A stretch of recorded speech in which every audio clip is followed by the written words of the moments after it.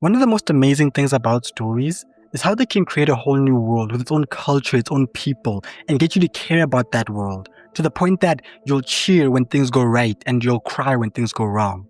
And conversely, one of the worst things that can happen is for a story to just make no sense whatsoever, for that world to not make any sense. Because it breaks the immersion entirely. You can't connect with the characters when you're sitting there wondering what the hell is going on. And that's the category of story that the Hellaverse tends to fall into. Whether it's the world just not making any sense to the point that the writers can just pull anything out of their asses, or them establishing a set of rules and then breaking those rules and expecting us to just be fine with it. The Hellaverse has this tendency of treating world building like a side quest. Like, you can do it, but it's not necessary. When really it's an integral part of the story, especially Hazbin Hotel. Vox is the strongest sinner in hell. Now, on this channel, if you've been following me for a while, you will know I love Vox. I do. Legitimately, one of my favorite characters in the entire Hellaverse. Definitely my favorite villain so far. That being said though, the way that Vox became the strongest sinner in hell is total bullshit. Like, can somebody please explain to me how that came to be? Because the show never does so. All that happened is that Charlie said that Vox is the strongest sinner in hell. And then he became the strongest sinner in hell. There was no explanation whatsoever as to how Charlie's statement and Vox's power were connected. To the point that people have started making theories about why that is. When I posted my video about Vox, or maybe it was the one about Alistair, there were people in the comment section coming up with explanations as to why Vox became stronger in that moment.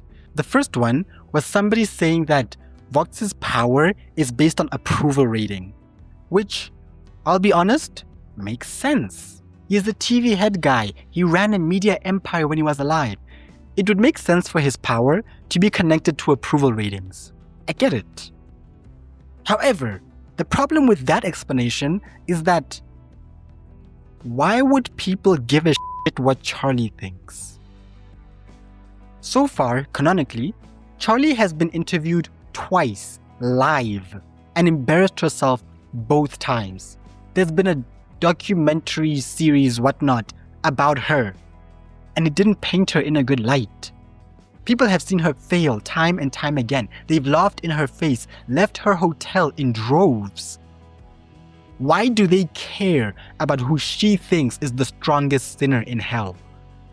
This is the same girl who keeps screaming that Penchas has been redeemed without a single shred of evidence. If her saying that Vox is the strongest sinner in hell got people to actually believe it, that would mean that they value her opinion, which we've clearly seen multiple times, they don't. So this explanation just doesn't account for the fact that Charlie's name is worthless. On the other hand, the other explanation that I've heard is that Charlie's voice has power, the way her mother's voice apparently had power. They say in the beginning of the series that she empowered the sinners using her voice. So people essentially took that and interpreted it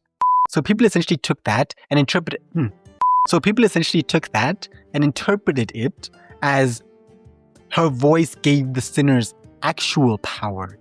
Which, fine, that explanation makes sense, but it is never established. Like, that is a very vague statement. She empowered the sinners with her voice is a very vague statement, especially when it's about a character who we know next to nothing about, let alone what her powers were, or whether her daughter inherited those powers or not. So saying that Charlie has the same power that we think her mom might have had doesn't work as an explanation because nothing is ever established.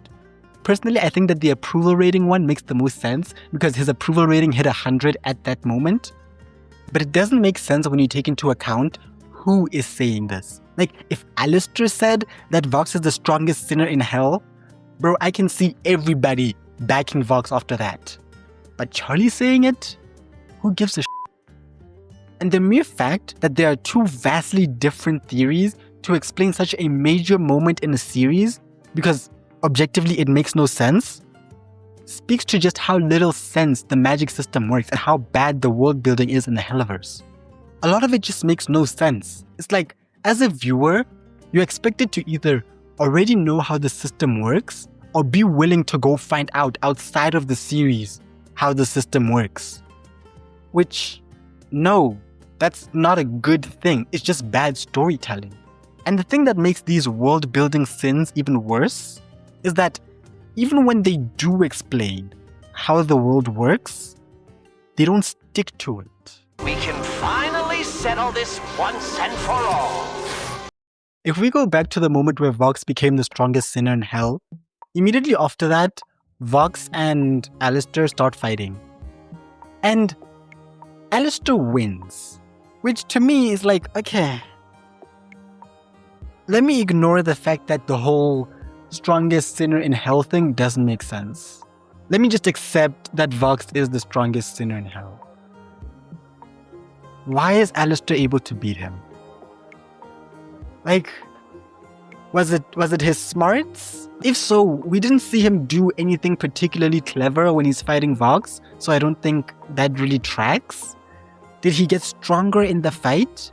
If so, how? How do his powers work? This is actually why I really love Dragon Ball's system. In the beginning, they had scouters and stuff to gauge essentially how powerful somebody is, but you were able to get stronger within the fight. So you didn't necessarily know the outcome of a fight before it happened. There was still room for the weaker opponent to win. And even in situations where they couldn't get stronger and had to rely on their wits, they would actually make sure to fight in a way that is quite creative and would catch the opponent off guard. The first thing that comes to mind is a moment in Dragon Ball Super during the Tournament of Power saga. Goku knew that he couldn't beat Jiren in a head-to-head fight, so instead what he did is he tried to get a ring out by attacking Jiren with multiple destructor discs while one of them cut the stage so that he would fall out of the ring and Universe 7 would win. It didn't work, but it is an example of somebody using their wits to win. During his fight with Vox, all Alistair does is launch himself at the guy and land a critical hit. Sure, he throws some glass and a bunch of cars and stuff at him, but there's nothing particularly clever about that.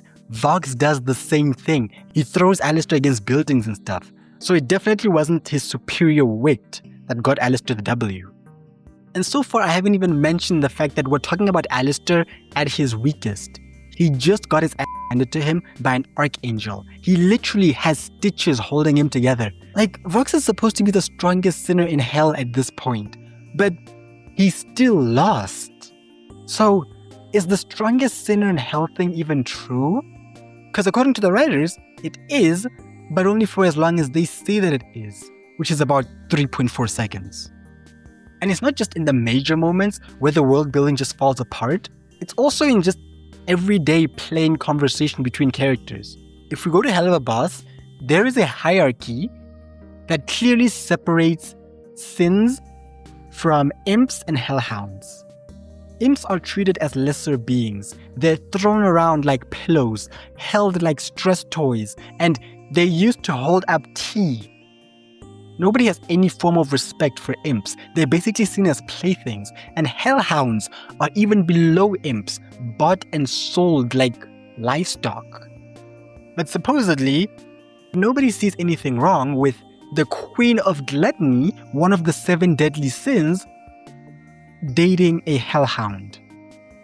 Like, this is just something that's there, out in the open, and nobody gives a shit. Luna basically had no reaction upon meeting Beelzebub and realizing that she's dating Tex. The only thing she was thinking in that moment is, damn, she's hot. So clearly, this hierarchy doesn't matter. Creatures of any level can interact with creatures of any level in any way. Except it does matter, because the King of Lust, Osmodius, was hiding his relationship for that very reason. He and Fizzarani didn't go public with their relationship because of that system, because of that difference in social standing. He's an imp.